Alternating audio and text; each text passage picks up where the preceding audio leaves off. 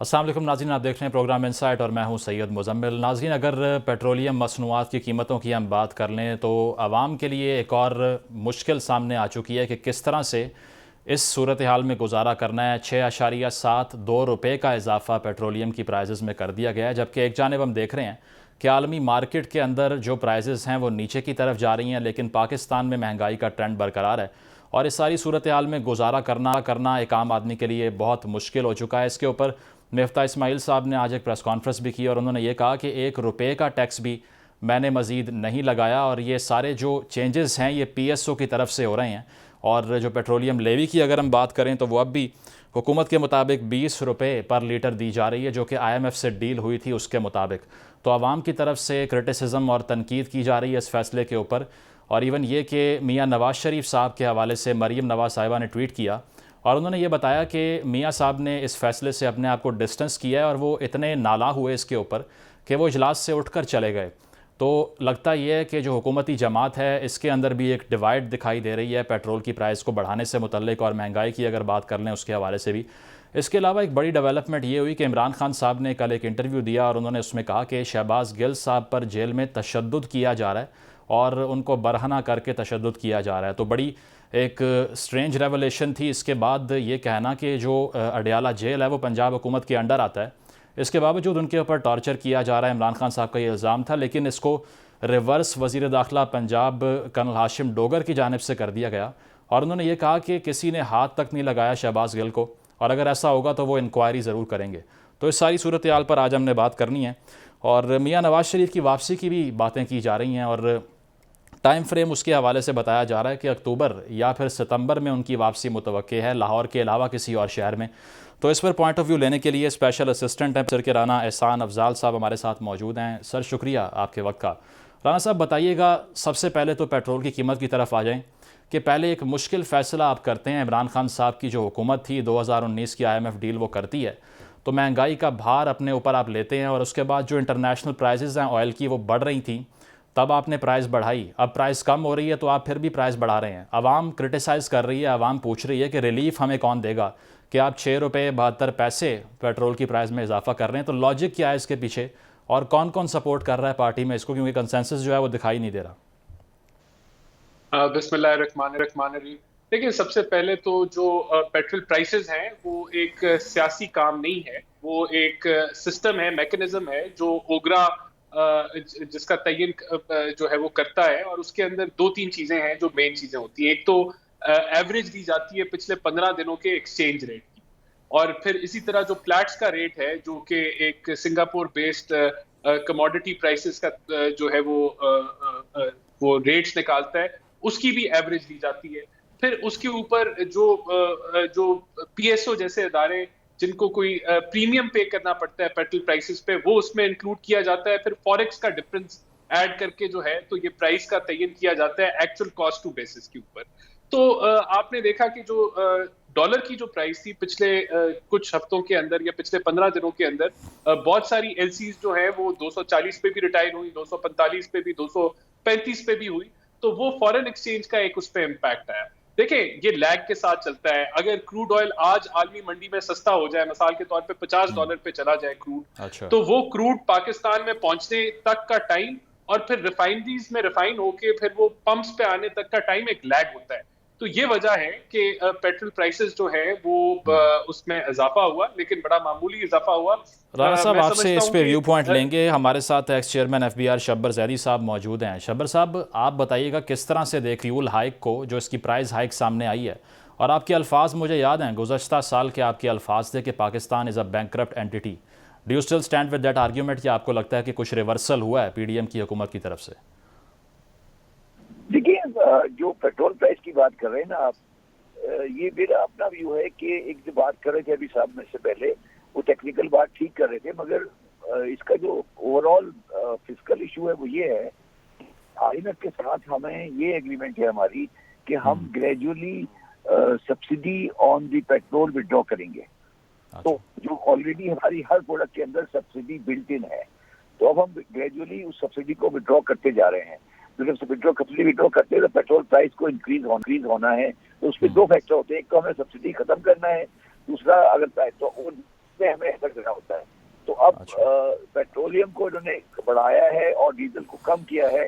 तो मेरा जाती व्यू है कि ये करते जा रहे हैं आहिस्ता आहिस्ता, कि इस उस जगह पे लाना चाहते हैं जहाँ हर पेट्रोलियम प्रोडक्ट पर प्राइस जो है सब्सिडी है वो खत्म हो जाए, और पाकिस्तान की जो पेट्रोल की प्राइसेस है वो by and large international prices relate हो जाए। मगर ये एक लंबा सब्जेक्ट है, और ये पेट्रोल पे बढ़ाना और डीजल का खत्म करना, इसका ताल्लुक डायरेक्टली इंटरनेशनल प्राइस में नहीं है, बल्कि इसका ताल्लुक IMF की कंडीशनलिटी के साथ है कि हम किस तरह अपनी सब्सिडी को मैनेज कर रहे हैं बेसिकली। अच्छा शबर साहब, मिफ्ता इस्माइल साहब ने ये बताया कि दुनिया की सबसे तेज़ी से ट्रैवल करती हुई करेंसी इस वक्त पाकिस्तानी रुपया है, और ये भी कहा कि रीजन में इतनी महंगाई है, हम अब भी उससे कम महंगाई कर रहे हैं। ये भी कहा कि हमने इंपोर्ट्स अपनी कम करना शुरू कर दी हैं। ये सारी रिकवरी आपको नज़र आ रही है?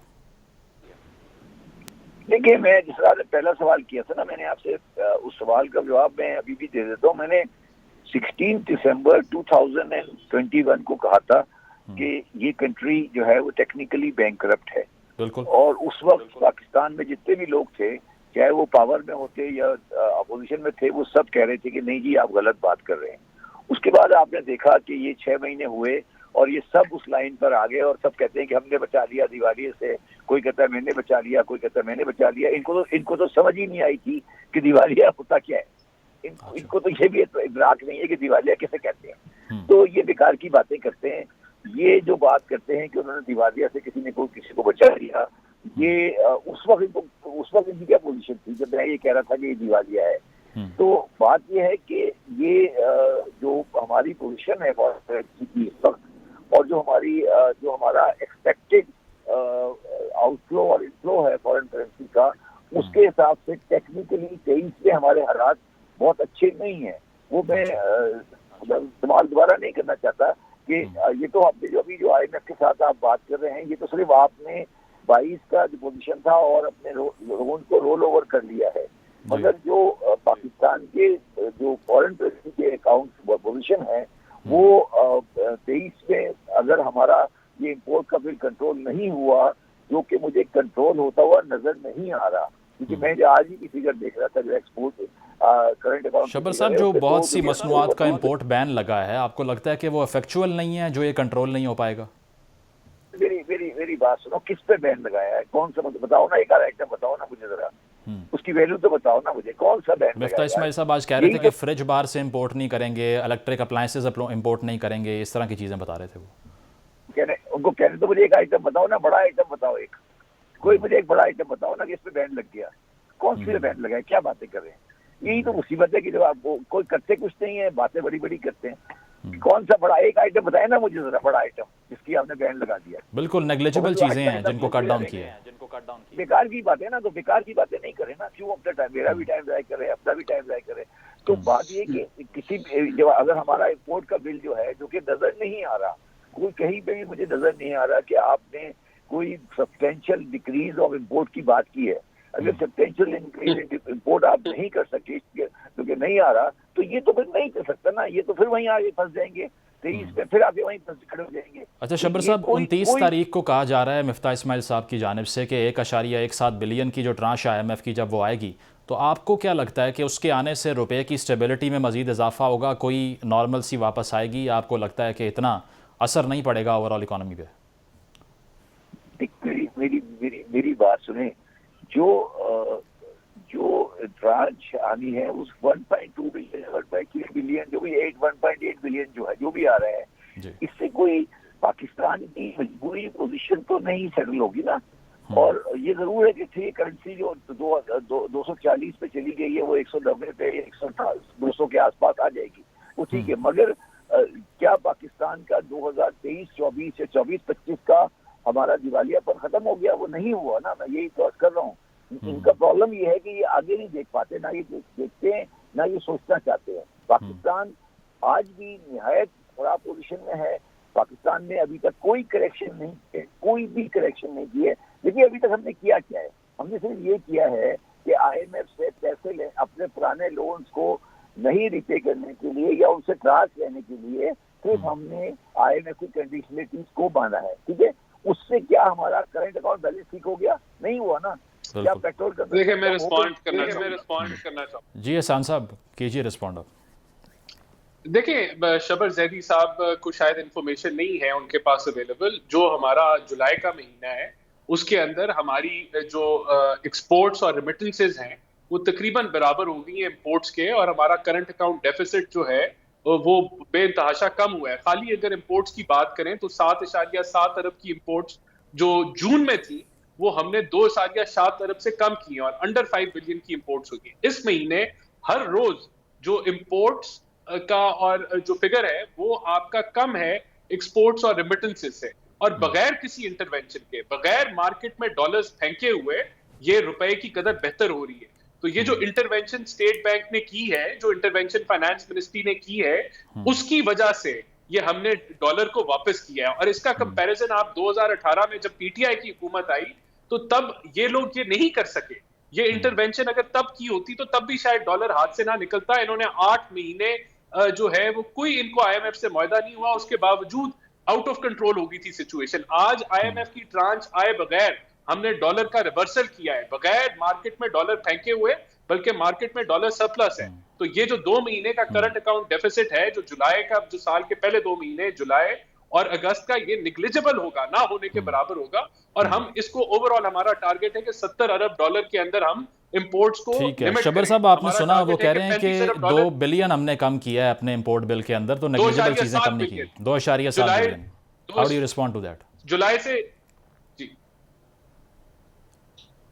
शबर साहब आप सुन पा रहे हैं? जुलाई की एक्सपोर्ट है वो 2 बिलियन डॉलर्स की है, और मेरी जुलाई की इंपोर्ट 4.9 बिलियन डॉलर की है। तो मुझे ये समझाते हैं कहाँ क्या, कौन सी, किसकी बात कर रहे हैं? इसमें रिमिटेंसेस डाले ना, रिमिटेंसेस डाले। मेरी बात कह रहा हूँ ना मैं, आप मेरी बात समझे ना। आप ये स्टेटमेंट दे दिया कि मेरे पास फैक्स नहीं है, मेरे सामने फैक्स पड़े हैं। 2.254 की आपकी एक्सपोर्ट है जुलाई की, और 4.9 रेमिटेंस को मैं अलग करता हूँ ना। मैं ये कह रहा हूँ, मेरी बात समझे। आप पॉलिटिकल बातें कर रहे हैं। तो करंट अकाउंट डेफिसिट क्या होता है? ठीक है शबर साहब आप कंप्लीट कर लीजिए। शबर साहब कंप्लीट कर लीजिए। बात पूरी सुन लो ना यार, बात जज्बाती नहीं हो, पूरी सुन लो बात। मेरा सवाल ये है कि अगले 23-24 में मेरी जो एक्सपेक्टेड रेमिटेंसेस प्लस एक्सपोर्ट्स हैं वो 65 से क्रॉस नहीं करेंगी। मैं आपको गारंटी कर सकता हूँ ये। और किसी भी हाल में मेरी इंपोर्ट जो है वो 75 या 73 से कम नहीं होगी। तो 8-9 का डेफिसिट फिर रहेगा। और दूसरी बात जो आप कह रहे हैं डॉलर को नीचे लेकर आए थे, आप ये बात कह रहे हैं कि मैं 500 पे ले गया था, 500 पे चला गया था, 500 पे वापस आके 400 पे आ गया हूँ। तो ये इस तरह की बातें नहीं करें।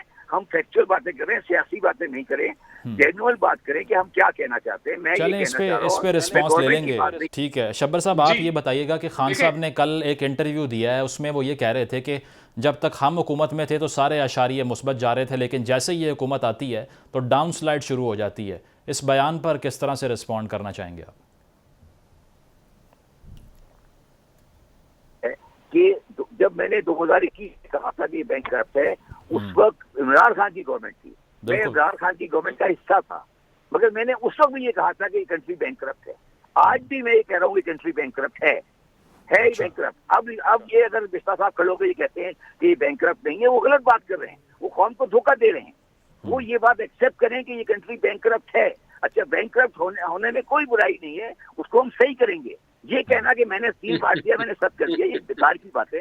अब ये कहें कि अब मेरा फिर सवाल ये है कि मुझे ये बताया जाए कि हमने कौन सी एक्सपोर्ट का आइटम है जिसमें हमने अपनी रिडक्शन की है। मैं बार बार शहबाज शरीफ साहब को ये कहता रहा कि एहसान साहब कौन सा आइटम है ऐसा जो आपने इंपोर्ट जिसका बैन किया, बता दें आप। देखें, अब मैं शबर जैदी साहब को मैं बताना चाहता हूँ कि जिस तरह ये मोटर व्हीकल सीकेडी किट्स होती हैं, मोबाइल फोन की जो सीकेडी किट्स हैं, होम अप्लायंसेज हैं, तकरीबन 811 टैरिफ लाइंस हैं जिनके ऊपर इंपोर्ट कंप्रेशन की गई है। और उसका जो ये नतीजा है उसका तकरीबन 1 बिलियन के करीब जो है रिडक्शन हमने की है ये इंपोर्ट कंप्रेशन से। इसके अलावा जी बिल्कुल, देखें मैं ये जो इनसे शबर जैदी से पूछे कि बैंक, मैं इनसे एग्री करता हूं इस हद तक कि जो एहसान साहब, लेकिन की गालिबन डेट सबसे पेमेंट बड़ा है वो इंपोर्ट बिल जो हमारा है वो क्रूड ऑयल की प्रोडक्ट्स का नहीं है क्या? अगर उसको हम नहीं छेड़ रहे, बाकी चीज़ें नेग्लिजिबल जो जिनकी कीमत है उनको कट भी करते हैं, तो उससे फ़र्क क्या आएगा ओवरऑल? जो आप फिगर्स दे रहे हैं वो तो अग्री नहीं कर रहे उससे। देखिए मुजम्मिल, मैं एग्री करता हूँ, क्रूड ऑयल आपका सबसे बड़ा इंपोर्ट का है और उसके लिए हमें कंजर्वेशन करनी है। अभी डिमांड डिस्ट्रक्शन हुई है हमारी, 20% से 25% डिमांड रिड्यूस हुई है पेट्रोलियम प्रोडक्ट्स की, जो देखा गया है जुलाई के महीने में।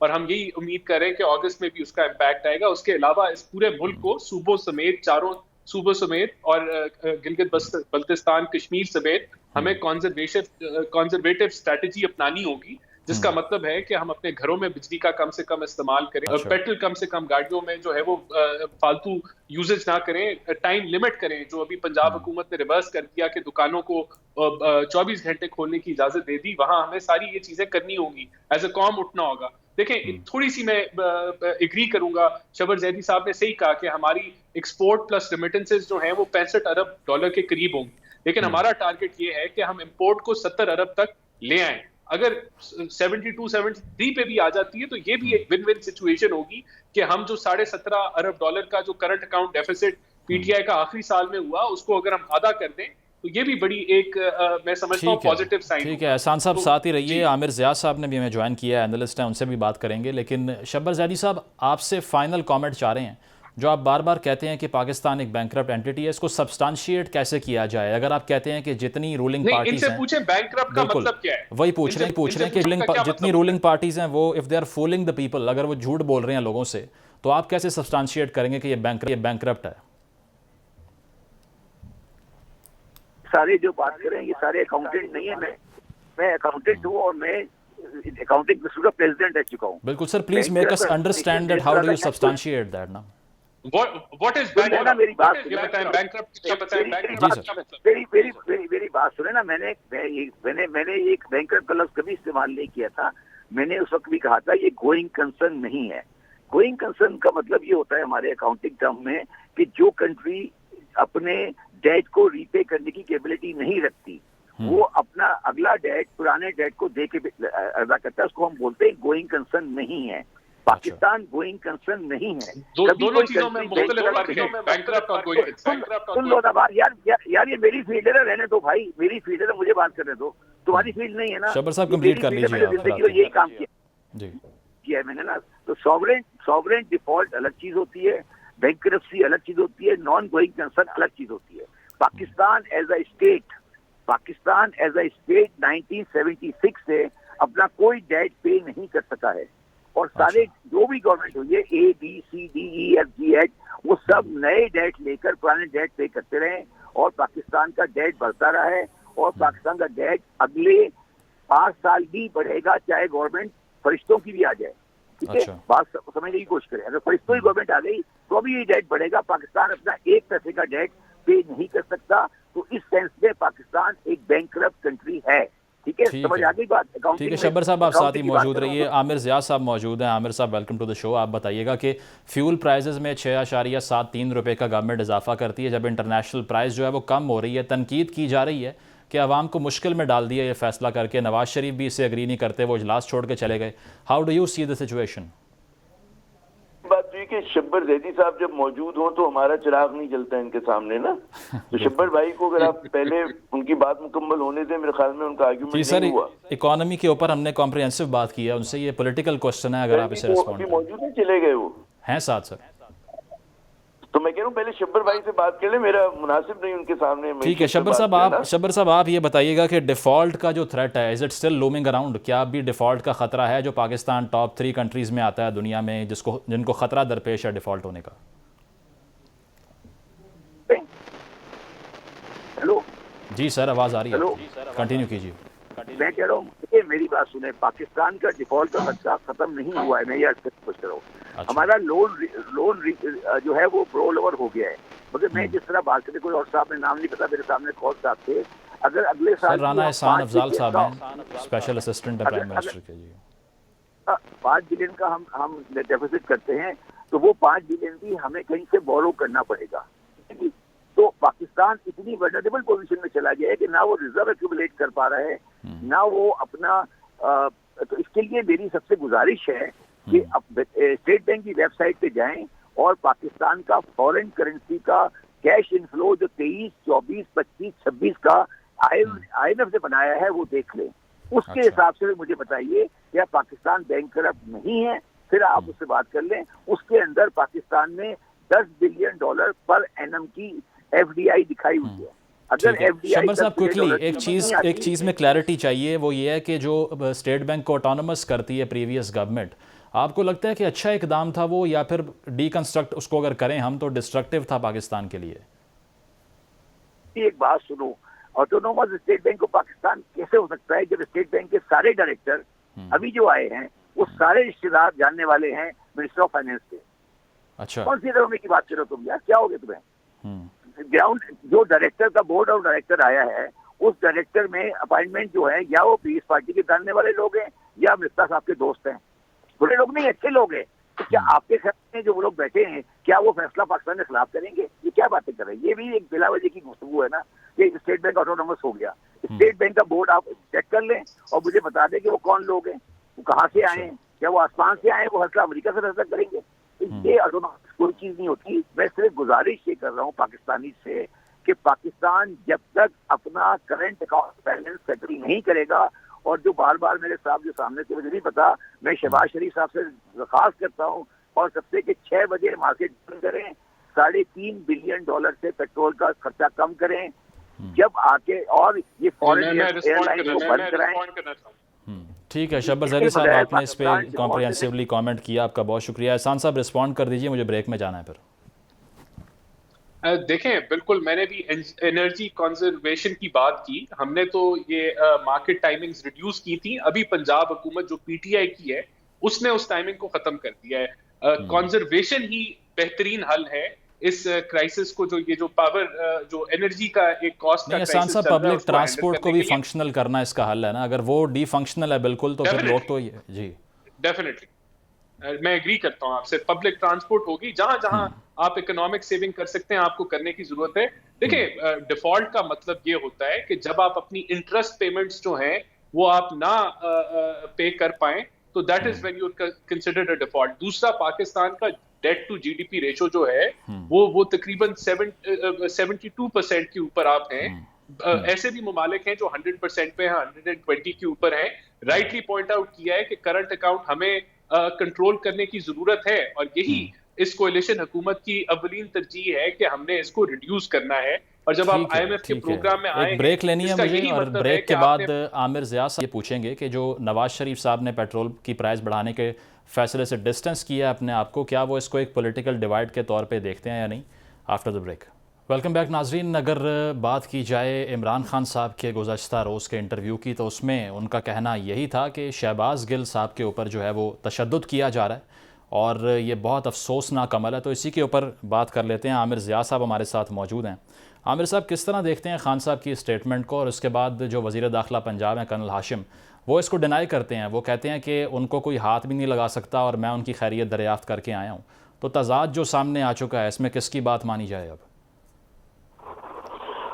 एक तो पहली बात, इत्तेफाक ऐसा है कि मैंने वो इंटरव्यू नहीं देखा, लेकिन जो मैंने सोशल मीडिया पे हम लोगों ने पढ़ा है, देखिए साबिक वज़ीर-ए-आज़म इमरान खान एक बहुत ज़िम्मेदार पोजीशन पे रहे हैं, तो कोई वो ऐसा बयान तो नहीं देंगे कि जिसकी कोई बिल्कुल वो ना हो, उसमें सच ना हो या उसमें हकायक ना हो, तो कुछ ना कुछ होगा।